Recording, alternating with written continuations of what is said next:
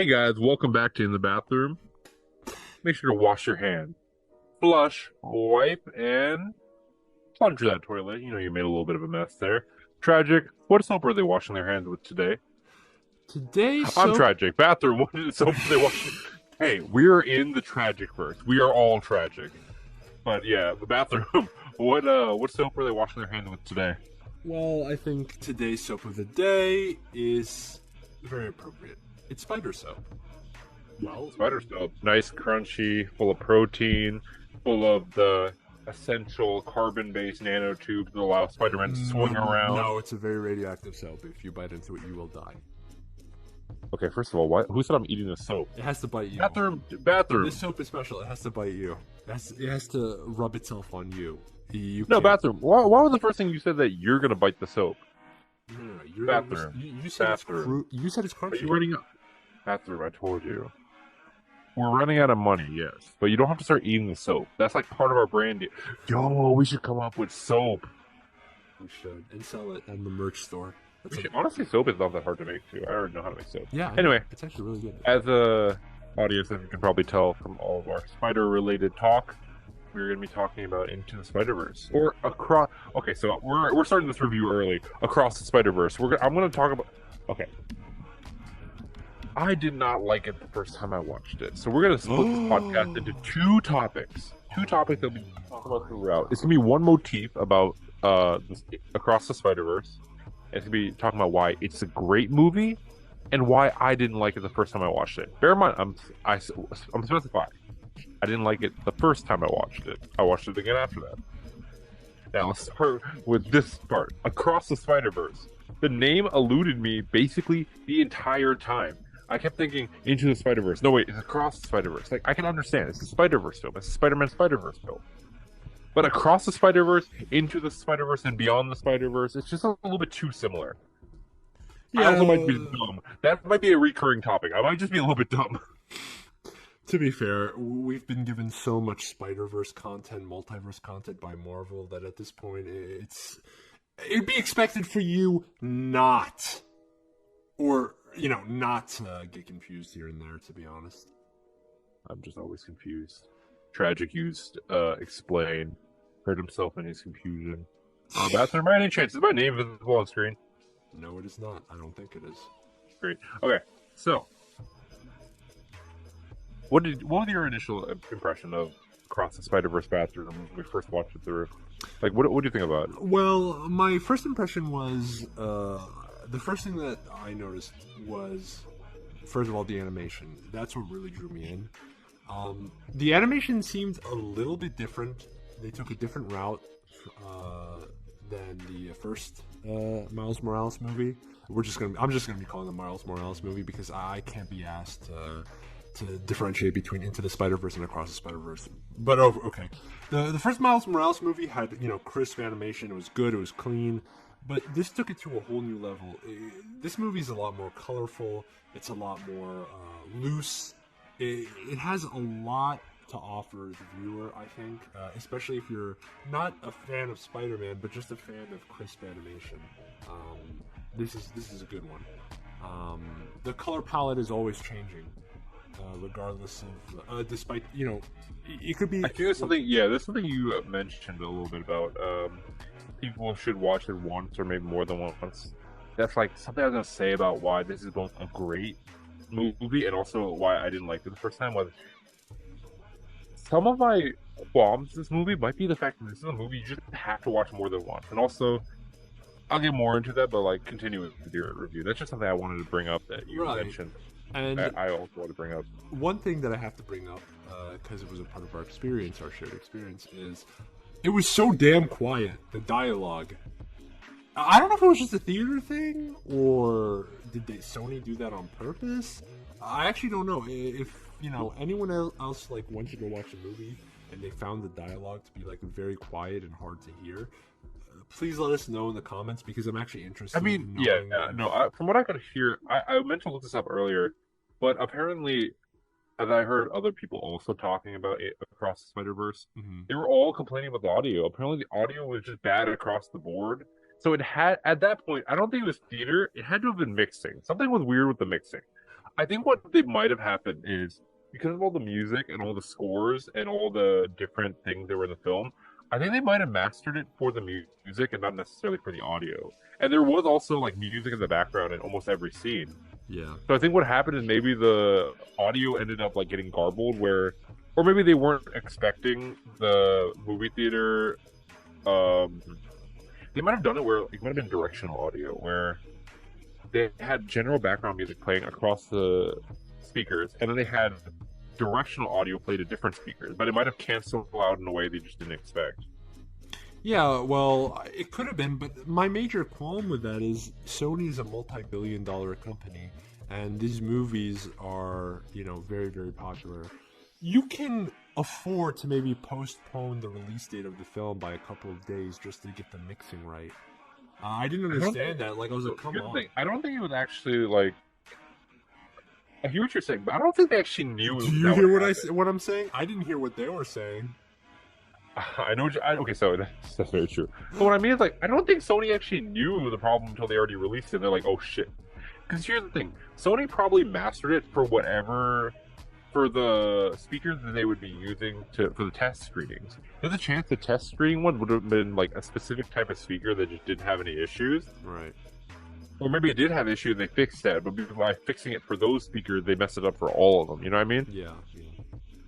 Yeah, because speakers can vary across the board. Apparently, like some people could understand it, and also it might have also depended on people's like listening style. Right. True, and maybe proximity to the screen. But regardless, I'm not gonna lie to you. I'm exaggerating just a little bit. Though it was a little hard to hear, I got most of the dialogue. I heard. I didn't get any of the dialogue. I barely knew what was going on most of the time. Really? I mean, I kind of got it. You can use context clues, but I mean, yeah, you could use context clues, but in a movie where it's like wordplay and then it's very specific situations, I feel like it's you kind of. I really want to know what they're saying specifically. Right. Which is also what I want to say about this movie. This movie's writing was very good. Like, as we'll discuss throughout the pod, there was very many instances and discussions where like there were double meanings, there was hidden context, and all those things. And even just one-liners had more meaning. Oh In fact, we could jump around a little bit. I'll jump to the counselor scene. Actually, yeah, let's just talk about the counselor scene. There was so much in that counselor scene. Yeah. That it had to do with our generation, honestly. Well, our generation. We're Gen Z, Millennial, and Boomer all at once. Yeah. We are tri-dimensional beings. Tri-generational. Tri-generational beings, yeah. Multiversal, you could say. Remember in the counselor scene how she was like saying, I have this piece of paper. How do they fit on this paper? You know? Yeah. Like they're trying to write the story. Yeah. Then she was like, oh, minority family struggling in the Bronx. And then even the parents are like, I'm not an immigrant. And then she's like, and he's like, we want a floor from Brooklyn. We're not struggling. So it's like, I want you to write the story for me. But instead, she's written the story already for what it needs to be said. Not what needs to be said, but rather, she's like, oh, you want to get to college? Here's what needs to be the story. This is the story that, like, I'm writing the story for you. Like the story is already written in a sense. It's like not that it's already written, and there's a story that they want to be told that they want to fit within. Mm-hmm. And they said this is the story that you should be living in order for you to get the best chance. Obviously, like we said the story like 3 times. I'll say it again.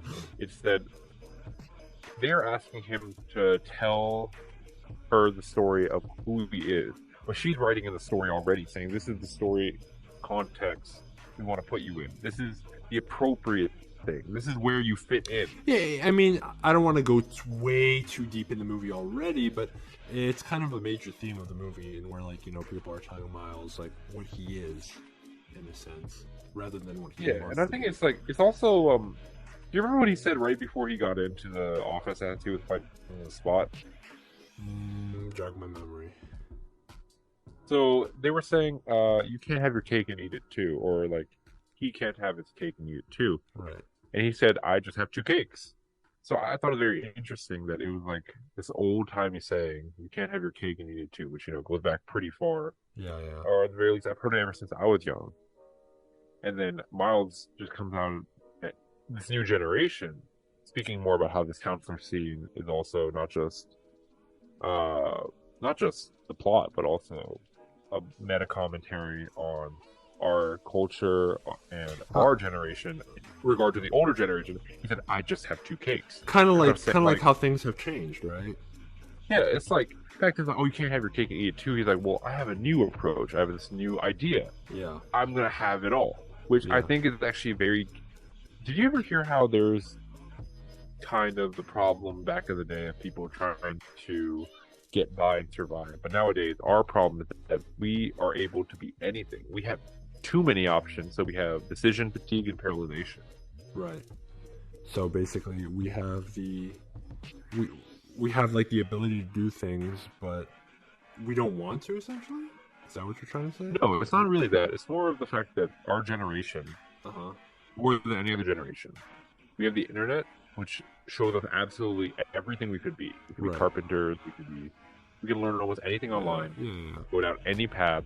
We can learn about absolutely any piece of human history that ever existed before us. Right. So we can look at that and say, "Oh, I can be anything. Mm-hmm. I can be anything. I can be anything. Oh. What do I want to be then? Yeah, we have a Like, I can be absolutely. Should I be this? Or, but no, this has this bad thing. Should I be that?" And it becomes like, yeah. it's like he said, "Oh, I just have two cakes." Miles is saying, "Oh, I'll do it all." But our generation is saying, "Oh, we'll do it all." We'll do it all, yeah. But that's impossible. We yeah. can't do it all. Which I think, oh man, we're going really deep in the first time that we barely talked about the movie. But it's like, you know what? I think you can remember from the older Spider-Man movies as well. They would always say that Spider-Man is all about the sacrifices that he has to make. Right. He has. Yeah. In fact, with great Power comes great responsibility, of course, yeah. And this is like a very interesting take on that, because the fact that like he's saying, "Oh, I have great power and I have great responsibility." Now, I think in the earlier days they focused on the great responsibility part, right? Yeah. About saying like, "Oh, you have to shoulder this responsibility." Mm-hmm. I think this movie kind of talks more about the power part. He said, "Oh, I have great power." Yeah. So he's like, "Oh, I have all these responsibilities, but I have the power to face it." Kind of like how our generation said we have the resources to face all of these things. That's a good take on that. Like, yeah, if you look at the old Spider-Man movies, like the Raimi movies and whatnot, it was all about responsibility and him having the power to deal with these responsibilities. And the responsibilities. Yeah, he never. I feel like he never really grappled with the fact that he didn't have the power. He had power, and he had to figure he had to figure out how to handle his responsibilities. It's like, do I have my responsibilities as Peter Parker, or do I have my responsibilities as Spider-Man? Right. And then this new generation film, it's, I have all these responsibilities. Do I have enough power to face them? Which I technically do. He technically has the power. It's not a question of does he have the power. He definitely has the power. But it's, Could I just say, do you think that could be due to the fact, and now I know you're gonna bring up, okay, before I say what I'm about to say, just know that there is gonna be spoilers, obviously, just want to get that out of the way, so if you don't want to be spoiled, click off this video.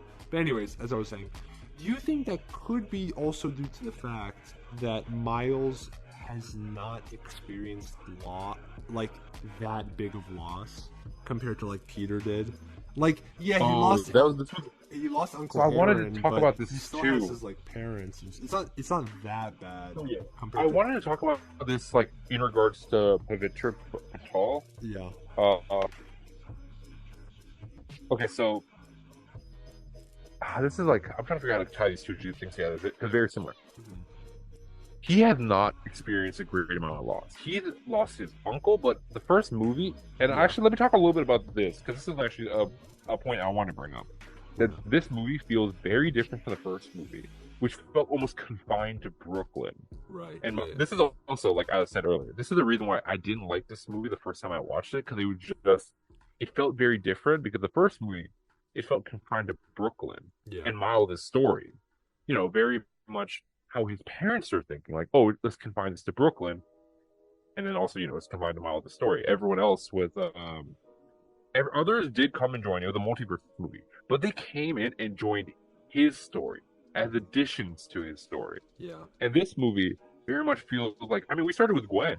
Yeah, she was the first thing in the movie. Like, she was the first character. He was technically the protagonist. You mean We Greg, started by with the someone way. who wasn't we start with someone who wasn't the protagonist. Yeah. It was this one, rather than feeling like his story, his area, the people coming in. This feels like an entire story, and Miles is just part of it. Yeah. I lost my train of thought. What was I talking about right before that? You were talking about the Indian Spider-Man and how Miles Okay, yeah. hasn't faced a So great deal of this loss.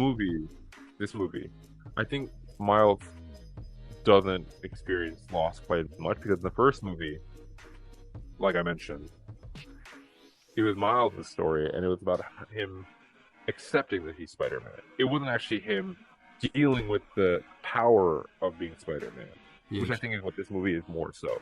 And the reason this ties it into Picture Patrol, the Indian Spider-Man, and I will say, by the way, first time I watched it, I was really annoyed by him. I did not like him. Really? I thought you liked him on the I get-go. was like, come on. He said, being Spider-Man is so easy. You telling me right now, that's not like what a rom-com or sitcom person would write down as the annoying side character, right? Yeah. Like, he has everything. Yeah. But we'll get back to why the second time I watched it, he was hilarious. And that goes back to the concept of loss. Mm-hmm. The first time I watched it, I'm like, why is he so annoying? Yeah. But then you see that he never had his canon in the bed. He never lost anyone at all. I mean, he lost Uncle Ben, but that wasn't important to him, apparently. So, he was annoying because he never experienced any loss. Which is also why second time I watched it through, I understood that this is just him in the beginning of Spider-Man. He didn't experience any loss, so he's just Spider-Man, so I can enjoy his jokes a lot more, especially this is where the British stole all our stuff. That one was great. That was a good one. Yeah. That was It got a lot of people seething, but it was good. I liked Oh, it. I was laughing. I thought it was funny. Yeah, it was good. It was The good. theater we were watching it was pretty funny. But I think also with Miles, as we were discussing earlier, as I hijacked that point, which was that Miles actually is still behaving a little bit like Pavitra. I mean, remember what he said? He said, I can do both. Wait, no, I actually even said, think about it. When he was trying to save the bus, when Paul was trying to save the bus, he said, I can do both. What did Miles essentially say at the beginning of this movie? I just get two cakes. Yeah. They're both Gen Z-ish. And then they have the same mindset, which is, I have this amazing amount of power. I can do everything. Right. Like, they see the responsibility. That's not the problem. The problem is, do they have enough power to actually face those things? Or do they have to pick one to use their power with? He's like, I can do both. I can do both. I just get two cakes. I think. And then I think the also, older generation, if you think about Miguel, it's like, no, you got to let these things happen. It's like, no, you can't have both. You got to choose. Well, I think we should touch into Miguel a bit later because. Well, yeah, I'd like to just bring up the point that obviously, if you have a generational mindset, you need a foil to that, which would be, I'd say that would be Miguel, probably. Yeah, we'll get more into that later, but I think Miguel's mindset, or just the overall mindset, the conservative, established mindset, yeah, is that you got to let these canon events happen. You can't have it all. Yeah. And I want to touch on this again. So, since we're already in the process of this scene, you know what? No, we'll get back to it. But remind me about what happened. Remind me to get back to the point about how I think there was something glossed over in the Spider-Man India scene on the bridge. But anyway, continue with what you were saying. Yeah, so I think also the fact that another similarity, I don't know too much about the Indian Spider-Man lore, but you had mentioned that Uncle Ben didn't seem very important to him, or the loss of Uncle Ben was not very concerning. Yeah, it wasn't important to his story, it seemed like. Well, I think also with Uncle Aaron being the Prowler, that shaped Miles a lot in the sense that he didn't want to become a villain, but I think there's a sort of sense of justice in where, since, Uncle Aaron was a villain, he was the Prowler, and he was working for Kingpin, who killed the OG Spider-Man of Miles' universe. There was, again, it wasn't seem that bad when he lost Uncle Aaron. It wasn't like something so I think that's tragic. a very specific I think there's a specific reason for that, which is that the Prowler wasn't a father figure to him. It was actually a consequence. It was showing, I think it was showing Miles that Uncle Aaron wasn't a good person, and while he experienced loss, it wasn't actually because of Miles, which is probably like you understand now that that's not his Uncle Ben's scene because Yeah. it wasn't his fault. It was the Prowler's fault. Dead simple. Yeah. So it doesn't have the same. It's not the same loss that it needs to be because it's not a role model to him. In fact, it's actually a target for him. Arguably, Uncle Aaron dying is what should have happened. Not for canon, but because of the superhero movie. Yeah, of course. The Prowler's a bad guy. In fact, the only reason the Prowler wasn't actually a bad guy was because he realized that the good guy is his nephew, and he's like, I'm not going to kill him. Yeah. And, I mean, obviously, likewise, Miles wouldn't kill him, but the bigger bad guy killed him conveniently, but... No, yeah, I mean, he had to go either way, and I think getting rid of him was just more of like a... kind of like a plot device, but it did add some growth to Miles' character, but it wasn't like a turning point, I think, for him. I think, you know, he's trying so hard in this movie, the point of this movie, of course, is trying so hard to stop his, like, you know, like I said, there's going to be spoilers, but he's trying so hard to stop his dad's death. And we'll get more into that later, because there's like an entire thing I want to say about canon and involves Miguel O'Hara, and also the old mindset, new mindset. Okay, yeah, sure. So, where are we now? Like, where do you want to pick up? I think we gotta talk a little bit more about the art style. So almost everyone's art style in this movie, their interaction between people also is very congruent to their art style. Like, Gwen's world is like watercolor, and it's like a mood ring. It changes based off how people are. Should we talk about And it? I think this is also another reason I didn't like the movie the first time. It was just a visual assault. Yeah, with everything going on. Absolutely. But the second time through, because like I said, this is a movie you have to watch twice. The second time through, because I kind of knew what the plot was, I could now look at the background and look at all the artistic choices that were made, and I can appreciate it more because I wasn't trying to figure out what was going on and appreciating the stuff. So like I said, the overlying theme to this podcast might be that I'm just a little bit stupid. But once I knew what was happening, I could appreciate the artwork for what it was. There'd be moments like Gwen's father, when he found out that Gwen was Spider-Woman, he was literally split down the middle with two different colors. Yeah. Blue Lives Matter, and red, Spider Violence. True. And then when he pulled the gun on her, he became all blue. Blue Lives Matter. Yeah. And then, fast forwarding to the end of the movie, when he accepted her, he turned red. Like, it was all colored red and rosy. Her color. Okay. Which I think was a very nice thing. And also, Spider-Punk. Whenever he was involved, everything was very pointed, sharp. And then even, like, other characters, if they were, like, in the background, they were also, like, kind of had his frame rate. Oh, yeah. They followed him, because he's, like, an activist guy.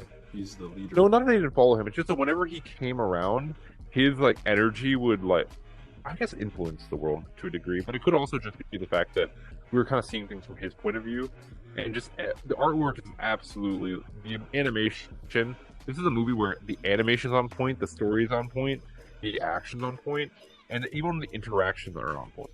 Like, whenever Hobie touches something, it like becomes a cutout. But whenever he gets rid of it, someone else touches it, it still stays a cutout, but it stays a cutout in their universe. Oh, I didn't even know. Or like in their art style. And actually, talking more about Hobie, actually, while we're on the subject, this movie is also great, like I mentioned with story, is because this is a character-driven story. Think about it. Thematically, Miles should not like Hobie. He had the crush on Gwen, and he found out she'd been bumming around in Hobie's dimension, wearing his stuff, leaving his toothbrush, overnight. And, Is this true? Wait, was this actually in the movie? Yeah, he literally said, you left your toothbrush at my place. And he was like she was wearing his sweater, she was wearing his shoes.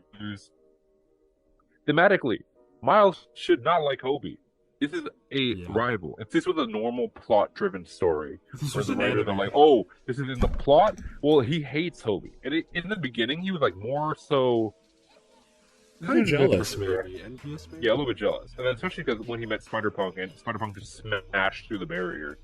Which, Miles like I was working on that. Like in the beginning, he was a little rough, but he seemed like more grumpy. So, Yeah. but every single time they interacted, it was very wholesome, and they seemed to, or at the very least, Miles seemed to very much be not looking up to him, but like very respecting of him. And Hobie also seemed like he was there to help Miles out. In fact, he said when Miles told Hobie, "You look even cooler under your mask," Hobie's like, "I'm just cool," but he didn't say it in a way that's like, "Oh, I'm just cool." He said like, "I'm just cool," like Yeah. he was like talking to his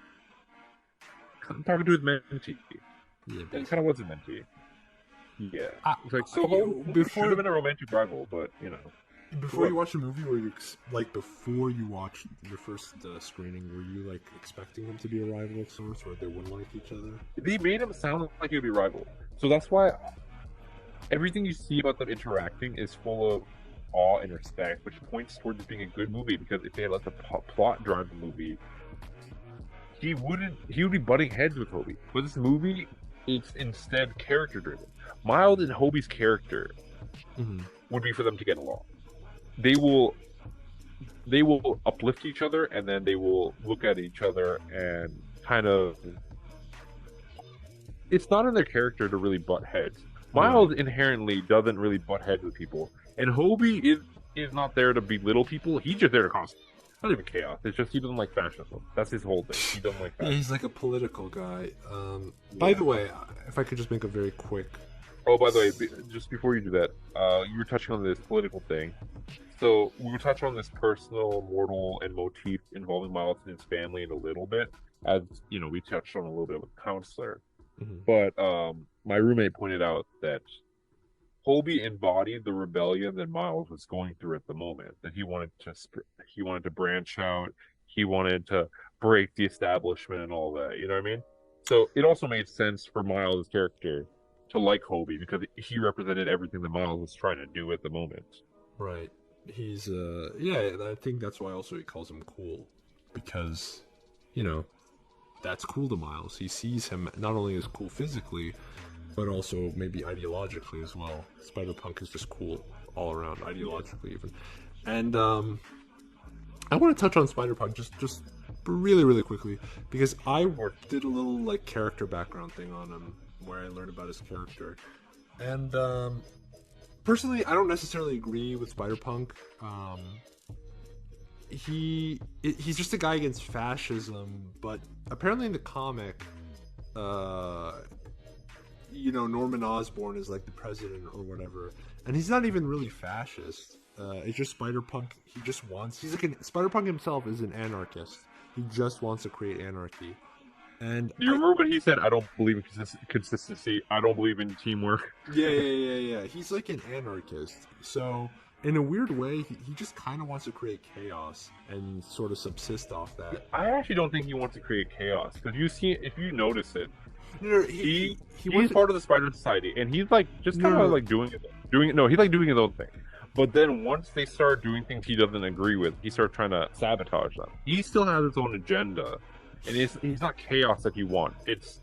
He's not chaos, but it's dissent. But the dissent, like for example, in his comics, he wants to create a world where everyone's like unified through kind of punk rock. Like that's his goal.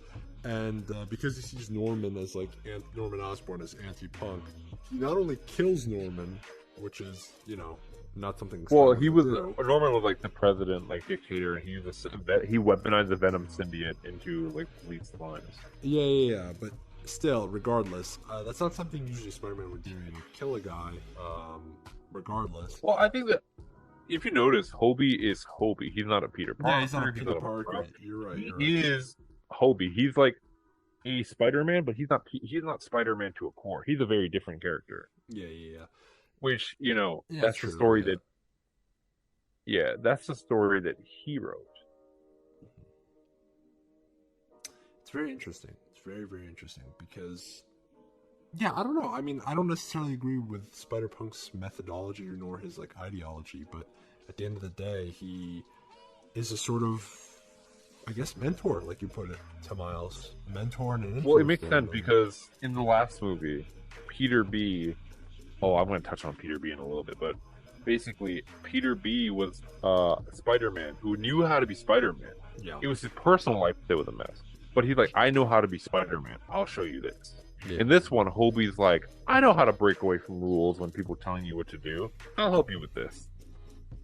It was like a reflection. Learning. It's like, yeah, because Miles didn't have any problem in his personal life in the first movie. It was being Spider-Man he had trouble with, which Peter B helped him with.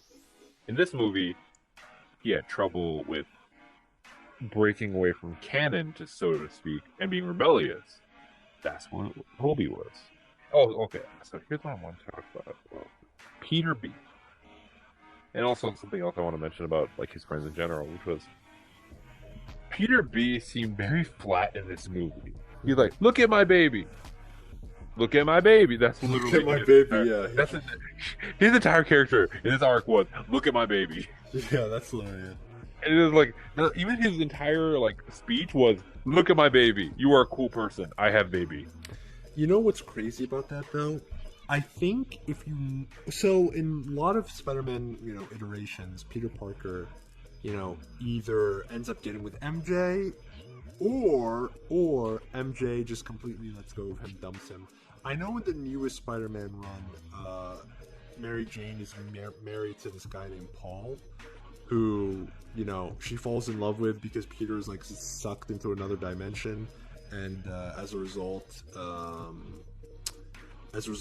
she's been gone for a long time, so she had to settle down with somebody else and find someone. Peter B killed Paul. No, that's not what I'm getting at.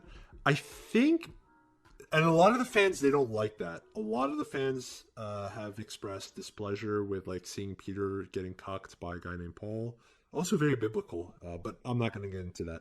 Anyways, the point being that I think by showing in the movie that like Peter B, has a baby, he procreated, he got a sort of happy ending. He got a happy ending, and for a lot of like Spider-Man, especially Peter Parker Spider-Man, his like arc is over. Yeah. It's like I think they were just trying to show by saying, "Look at my baby, look at my baby." Like it's done, kind of. It's Miles'. It's like, turn. look, I had a baby. I'm done. Yeah, like Miles, you're on your own. And the baby, which is kind of true because Peter B really couldn't help in this movie at all. Like he barely did anything. No, he didn't do anything, and I think it's just show like. And even he was even indecisive and sort of like standing between Miles and Miguel. Like he was sort of on. Yeah. He also, don't forget. So, do you remember how Miles said he really wanted to do that quantum research thing, and then they can go to other dimensions, right? Yeah. Remember when Miles what was Miles' passion in the first movie? In the first graffiti. Graffiti. Oh yeah. He was doing that with his uncle. Yeah. Yeah. Miles loved art. But he wanted to go into physics, something very different. He wanted to find his friends. Now, do you remember the moment when everyone was in the Spider Society and he knew they had the Gauntlet and they never visited him? Yeah. He turned his back on his passion of art to go into physics so he could find his friends. But then he found out they could have come. They had the ability to go to him at any point, and they didn't. Yeah. So that, I think, it glosses over how much that must have hurt. Yeah, it probably hurt him. But at the same time, like, I think he shouldn't rely on, just because there's other Spider-Man in, like, the multiverse, he shouldn't rely on them to come to him. I think that's kind of weird on his part because, Well, that's different. He had no knowledge that that it was even possible to travel through dimensions easily. So he was just trying to do that in order to, like, go see them and stuff. Right. But then he found out that they actually could have just gone to see him, and then they didn't. So it's like he was making the sacrifice in order to visit them. They didn't even have to make a sacrifice, but they still didn't visit him. Right. So like that's kind of painful. Yeah. No, I can see it. It would hurt you. It would hurt a lot if your friends had like a teleporter to come to you at any time, but they never chose to, not even once. But they did explain it, though. They were doing it to, help him. Or help his universe. So, I know he's like... Okay, I don't know if we should touch on this now. I don't know if we should touch on this now, because this is literally like an ending thing. So, should we wait? About what? I was gonna say, do you think I think this is a good closing thing. I can tell you what it is. I was going to ask you, do you think Miles is selfish? Well, what Miles self? I think this is more of like a because he's willing to destroy his universe for his dad. Well, I think it's because there are like a bunch of things throughout that. We'll get into that right now after a word from our sponsors. Our sponsor is Sony, by the way. Our sponsor is Sony Libido butt plugs. They also function that because we're the bathroom. They also function as a bidet. And cut the recording. I'm about to end this Zoom meeting, and then you're gonna have to edit this for the next video, or at least cut off things. And yeah. Gwen Stacy's a man. I refuse to talk about that. Anyway, we're not talking about that. Really? I hope that you liked our sponsor. We are going to hopefully give them a lot of money so they can give us that little good under the table, if you know what I mean. But going back to what we were talking about, going back to what we were discussing about whether or not if Miles was selfish. I think it's important to let's start by talking about canon. I think canon events in this movie, they seem like the fight against canon by Miles. It seems like an allegory for Gen Z arguing with the old heads about why things that have been done. Because think about what canon really is. It's not, oh, this must happen or this is gonna happen. It's more like, we've seen it happen to other people. This is how things have been. Therefore, it should happen to you. Right. You should move out. You should get a job, get married, have a house, all that. You know what I mean? Yeah. I think canon is shorthand in this movie for the expectations and the life plot that the older generation might have for the younger kids today. Right. It's and then there was also like there's a lot of things in this movie that I think. Remember how Miles said, "I would just have two cakes." Yeah. I think we talked about that though. Well, we did talk about that, about how it's Gen Z trying to have everything. I think he's also talking about how this is more of the good side of why Gen Z has a lot of options. Meaning they have the option, they have the ability, they have the power. They have more power than any generation before ever had because they have the visibility. Mm-hmm. So now on the plus side, which is that they actually could have both. They really could if they really wanted it. By the way, before we get into this serious thing, there's just one more thing I wanted to talk about, which was, what the fuck was the point of the upside down scene? Oh, when they were sitting down upside down. And... like, what the hell? They're just like, oh, I'm gonna walk up here, I'm gonna go upside down, and I go whoosh. And I'm like, what the fuck is the point of this scene? I get it, it's beautiful, but like, goddamn, this is so unnecessary. It's to show that they're kind of romantically interested in one another. I don't fucking know. It was just like so random, and I was like, I like this movie, but this just makes no sense. It's to show that. Okay, it's to show that they see the world differently. Oh my god, they see the world differently. No, it was Sony being like, hey, we gotta make another wallpaper thing, like we did with Miles jumping off the thing. So like upside down New York, as if like, you know how I can do that? I go to the top of the Empire State Building, and then just like turn my head. Literally, just take a picture upside down. It's not that deep. Like, yeah. Before we get to serious things, just like that was like dumb. Okay, it's not dumb. I know the artistic expression. They see the world different. Whatever. And then she was also like, "Oh, who else can see the world like I can?" Okay, cool. What? You're on top of walking on top of a building. I think being upside down was like overkill at that point, but still. Anyway, so back into canon. I think it's also important to notice that, obviously, this argument falls apart. Canon is right. It's like, oh, our parents were right, but they were right for them. Our parents did things the way they needed to do, the way society allowed it to happen, and they knew the blueprint. They followed it. For us, we're living in a very different time. Inflation rates.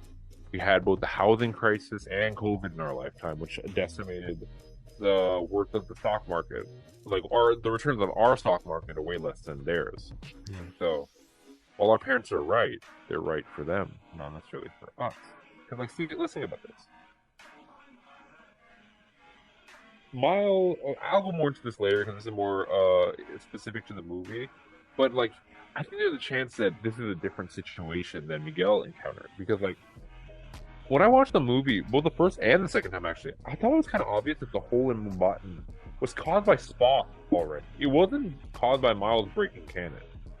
Miles I thought it was caused. Yeah, that part's true, but like, still, it wasn't like directly caused because he saved the police inspector. I thought it was caused because Spock just created a fucking portal out of nowhere and it was like eating up the world. I think that. I feel like the movie is because like the building kind of fell into the hole, and the building had the portal already on it. You know what I mean? Yeah. It was like that. So I think like implicitly, I think the movie is kind of trying to say that it wasn't because the cannon was broken. It's kind of just because there was a giant portal. Yeah, it was just already there for the. I'm like, the portal was already there actually. So, but I don't think that would make the message of the movie entirely like obsolete. Well, no, it's like, not obsolete because the whole point of I'm trying to make is that canon is how things have been or how you expect it to be. But you might be overreacting. It's like, oh, this isn't canon. This is something entirely new. So which is Spot. Because like, think about it. Miles is an anomaly, right? Right. So why does he need to follow canon? He already broke canon by existing. Right. Do you think in like, and of course this is like going way ahead, but do you think in the third movie they'll show like, oh, he's just an anomaly and he's like unique or whatever, and they're gonna play off of that? Like maybe he can write his own canon because he didn't exist in the canon. Because he didn't exist in the canon, now he can do whatever he wants. Yeah. Or, now hear me out here. Maybe the movie wants us to reach that conclusion as part of the theme. You're thinking that there could be a bad ending? I mean, it could be writing. Maybe they want us to write the theme, like, oh, maybe they put all because they know they're doing. They make this movie. They understand how themes work. They're like, oh, the theme is writing your own story, and then they're like putting clues that like Miles is writing his own story. You know why? Because his story never existed before. He's an anomaly, but he can do what he wants. That's good. Because I mean, let's be honest. Sony, that's good. While it's more of a Marvel thing, Sony is aware that fans love to theorize. Of course. Sony knows there's a big part of the fan base who will make theories, so they may be banking on the audience's intelligence. But here's the question. They want us to think this, probably. They probably planted this. We want you to think this. So what do you think they're going to do next week? Do you think they're going to lean into it, or do you think they're going to pull a bait and switch? I feel like they might pull a bait and switch. So if they pull a bait and switch, what do you think is the most logical outcome on Sony's part? I don't know the most logical outcome, but I do know that it lines up a little bit too well about the writing his own story. He's an anomaly. He shouldn't have to follow canon. So I think that actually is why I think that's not going to happen. Because it's like too perfect. The movie can take one of two ways. Let's look at this not from a movie standpoint. Let's look at this from the theme standpoint. Canon is our parents and what they decide to do. Miles having two cakes is Gen Z trying to do everything and do our own way. So next movie will be, where do you think they're going to go with this? Do you think they're going to go that everyone is a little bit right, or do you think they're going to go that Miles is dead wrong? Actually, I think it might be that. It might be that Miles was wrong, and he does break canon, and he creates a catastrophic issue that actually his father would have survived, but Miles broke canon. Oh wait, no. A word that is canon. Okay, so this is a spoiler alert. I just remembered something, and this is legitimately a spoiler alert because I don't see anyone talking about this. In the newest comic, Miles' mom dies. Oh. From falling debris during a battle when he's trying to save his father. Oh. So I think it might be where Miguel was right, but also with Miles. Right. Miles is like, oh, I can change my future. He did change his future. He saved his dad. canon. It cost his mom. But then canon says Spider-Man must lose someone. Yeah. And he, instead of losing his dad, the police captain, he instead lost his mom. They could do that. Which is I could see that. Unheard happening. of. It's unheard of within the Spider-Man canon. But also, his mom is a up with big the comics. part. Because literally, like, he lost his mom because he was trying to save his dad in the comics, in the latest one. And also, it kind of works thematically. It's like Miguel, or our older generation, is right, but we are also right. The only difference is we had the option to choose different things, but we don't get to have it all. We just get to have a different version. And I think the second movie might show that in the worst way. Yeah, I think so too. I think you're right. It's gonna show us that doing our own thing and essentially having it all is kind of impossible. Yeah, we will succeed. We will succeed what we're doing, but there are still trade-offs and there are still consequences. And that's life, and that's supposed to be like life. Like, no matter what we do, there's going to be like, what did our parent generation have? Our parent generation had the housing boom. What do we have? We have crypto and NFTs. Yeah, we can have it all. We can get way richer. But there's still COVID. Faster. We can have that. We can get richer. We can get faster. All that. But COVID went... not COVID. But crypto is super sketchy and super, like, volatile. Yeah. So, while we get to do what we want, we have different consequences. What did you think about Miguel's character and Miguel as a person? And his I am glad you asked. So let me check right here in my notes. No, okay. So the various ways did you notice how Miguel was very, very different from just all the Spider-Man? They even called it out. Yeah. So Peter B said we were supposed to be funny, and they're like, oh, but Miguel isn't. So even in his source material, he's different from all the other Spider-Man. Yeah, which is funny because he called Miles an anomaly, which is he was projecting because Miguel made himself a Spider-Man. He made the Venom and injected himself. It wasn't a chance. It wasn't an accident. He did it. Right. He doesn't have spider sense. He's lost everything twice. Yeah. He's addicted to a drug, by the way. So in his backstory, Miguel O'Hara refused to do something for his boss. So his boss hit him with this drug that basically makes you addicted for life and there's no cure. And then in order to mitigate the effects rather than solve the effects, he created the spider serum. So that thing we saw him inject himself with, it was indeed to give him powers, but it was also to prevent him from being addicted to drugs. A drug, yeah.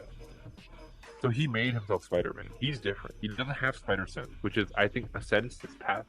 I think it's almost a magical sense passed down. You know what I mean? Yeah. I think he doesn't have spider sense, but I'm pretty sure all his senses are so heightened he doesn't really need it. No, he has very heightened senses, but he doesn't have spider sense, which is like that sixth sense. Yeah. So it's like, does Miguel deserve to be Spider-Man? Maybe he's jealous because he's like, he had to. He was not more you're more canon than I am. but the universe doesn't collapse under Miguel's feet. I think that was his story. That was his canon. Yeah. But it's still a little bit different. So from other Spider-Man lore. So it's like if you kind of not go down to the meta layer of our society, but it's just the comics society. Miguel is inherently less of a Spider-Man than Miles. That's true, yeah.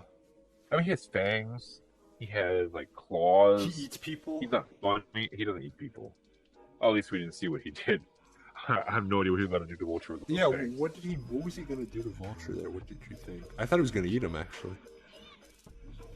I think he was going to paralyze him. So I think he had, like, a neurotoxin in his fangs. Oh. Continue. So we talked a little bit about Miguel O'Hara. So the way. Yeah, so, I like Miguel. Talk about the ending movie to wrap this up a little bit. Also,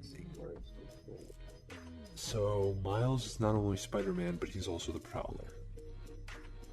Well, no, not Miles. Just like another Miles. Yeah, I know. Obviously, another Miles. Oh yeah. Actually, no. I was gonna say something, but then I realized I could say at the end. This is just more praise about the movie, which is the movie gets all the dramatic moments right. Like all the I mean, like exactly with finding out that the other version of Miles is the Prowler. Yeah. They get all the dramatic moments right, and they set it up. They leave clues, like the cakes when Gwen is looking at the city and Miles jumps after her. It shows, it's like they set it up, like, oh, Miles mate was reckless. Like, no, he saw Gwen look out of the city and say goodbye, Miles, and he's like, hell no. So they set up that dramatic moment of him following her. Hobie's entrance. Like, you heard about Hobie throughout, and you kind of got the sense that he is like pretty cool, and then it showed it. That dramatic moment comes and smashes the thing. Yeah. The spider from another dimension. It glitched. Miles being the Prowler, there were like little things here and there, the braids, the color scheme. Even in the first movie, he had the Prowler's color scheme, which everyone has been pointing out. He was green and purple from the first movie. And then he became red and blue when he met Spider-Man, I know. Oh, there's one thing I want to point out, which is the fact that... Why is he... Okay, so, Spider from another dimension is glitching out. It bites him.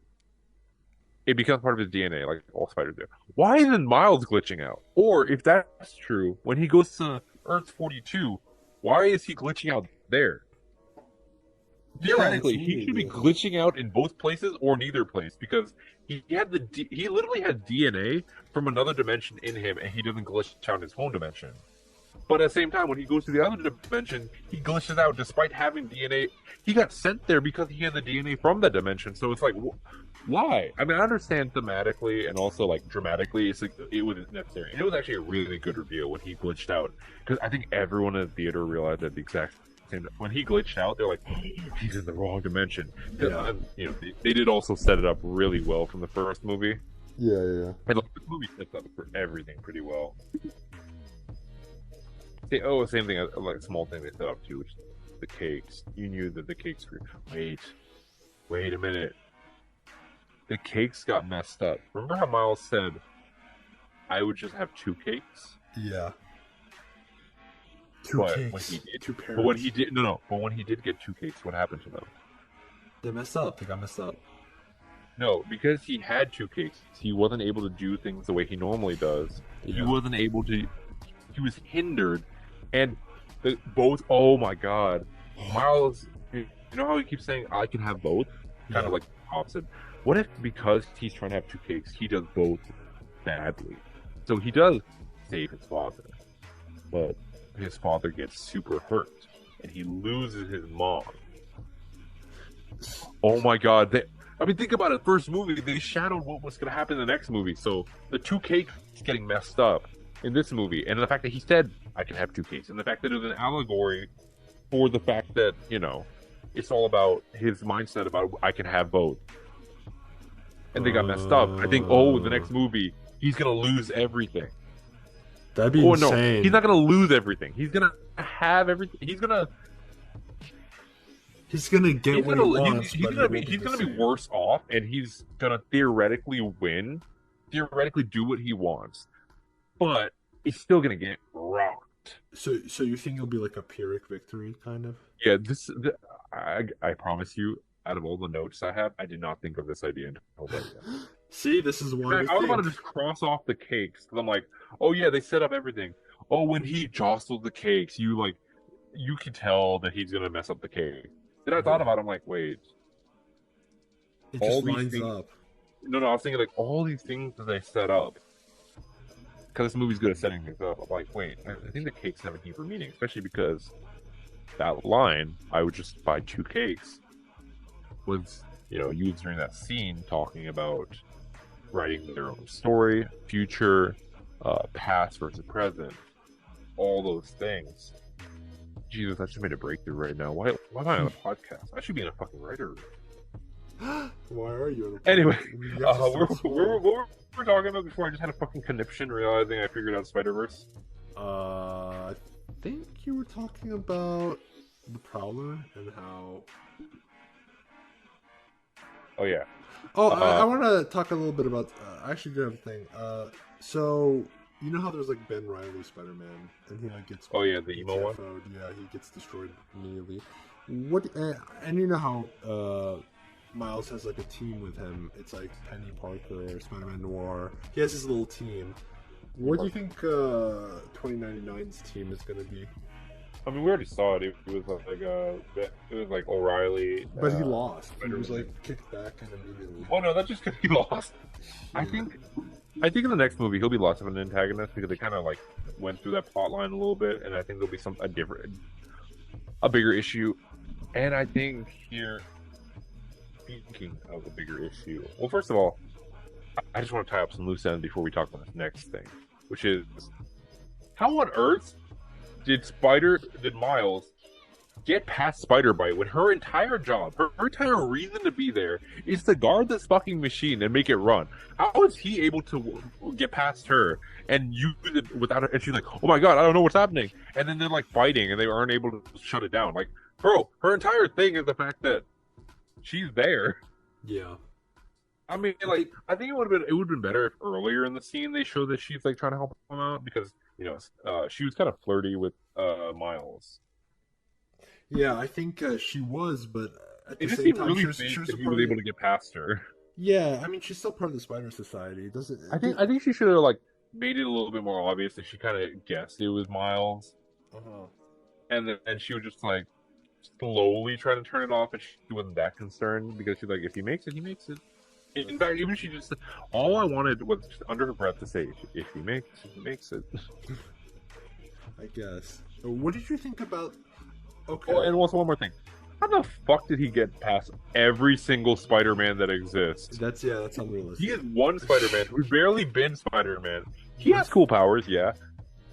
I mean, but how is he the one person who could get past every single Spider-Man? I'm pretty sure there were Spider-Men there who were like, if you want to talk about it in a comic sense, I'm pretty sure there were Spider-Men there also who were way more powerful than him too. They had Cosmic Spider-Man. I saw him there. So how did Cosmic Spider-Man fucking lost to him? Yeah, it's like, bullshit. Especially because like, here's the thing. I was thinking like, oh, maybe it's because Spider-Man aren't used to capturing people. Then I'm like, wait, that's all Spider-Man does. Spider-Man never runs away. All he does is capture. Yeah, exactly. So he's against a bunch of people who are all about using their powers to capture things. And barely, because Spider-Man never really runs away. He captures. So how on earth did they manage to let Miles through? Because their entire thing is capturing. Yeah, like it's literally. What does Spider-Man do? He beats and captures his enemies. He doesn't really run away, so he doesn't have to be good at that. And luckily, everyone else who's been Spider-Man for a while doesn't need to do that. Miles needs to do that. Miles probably isn't very good at it either. Miles probably isn't good at many things. He hasn't been Spider-Man that long. What about, why do you think they just all kind of, like, we're talking about millions of Spider-Man and they're just kind of listening to one version of Miguel? Well, it's like, Miguel's kind of the reason they're there, so I think that's a little bit different. So you think that... He's kind of like in charge and they kind of accepted.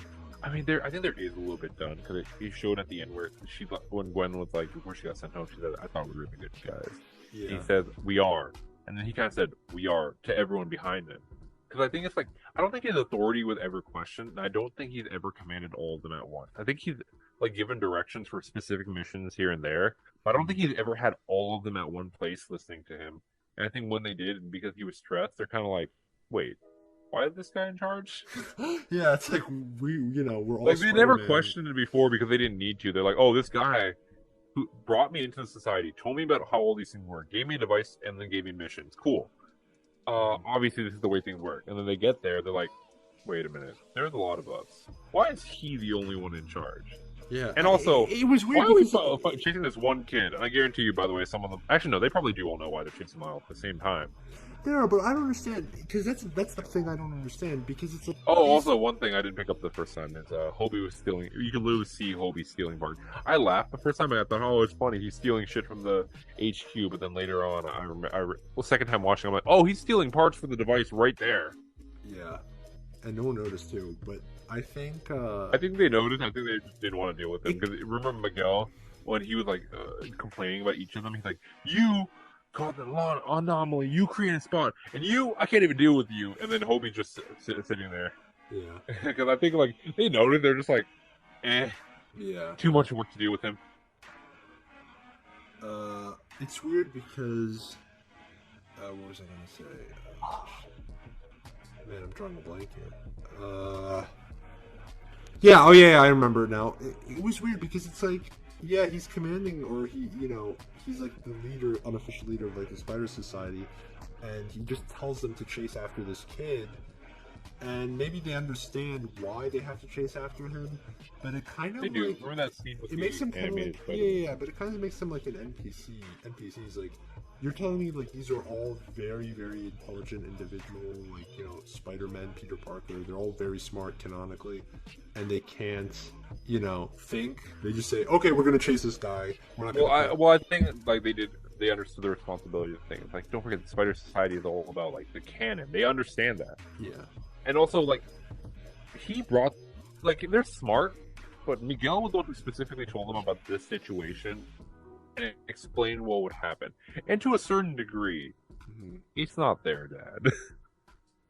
Yeah. To a certain degree, they're like, well, I lost my uncle. Time for him to lose his. Yeah. Yeah. So, okay, let's talk about the ending. I think this is a good place to end the podcast as we talk about the ending. The ending pulled me two different ways. What do you mean? You're gonna have to explain on that. Expound on that. So, it seemed like the ending pulled you in two different ways. So, you end Miles Prowler. At the end of the movie, I just felt like he's gonna be dealt with real quick at the beginning of the next movie. However, I realized the next movie will start with that scene. So I think he'll actually be along for the ride. So I think there's either two options. Either A, he gets defeated really fast, which won't really feel right, considering how much they built him up at the end of this movie. In order to reconcile that, I think he'll actually join along for the ride. He might be antagonistic, and there might be a little bit of a fight with him, but I think that he'll actually eventually join them. And I think, here's why it's important. I think there's going to be something in Prowler Miles' world that is a bigger threat, and then he'll work together with Spider Miles in order to like fight the thing to get back to another dimension. You know what I mean? What do you think that threat is? I don't know. I think it might be the Sinister Six. It might be let's say it might be a Sinister Six with like some type of like it's Venom. abilities. It's Venom.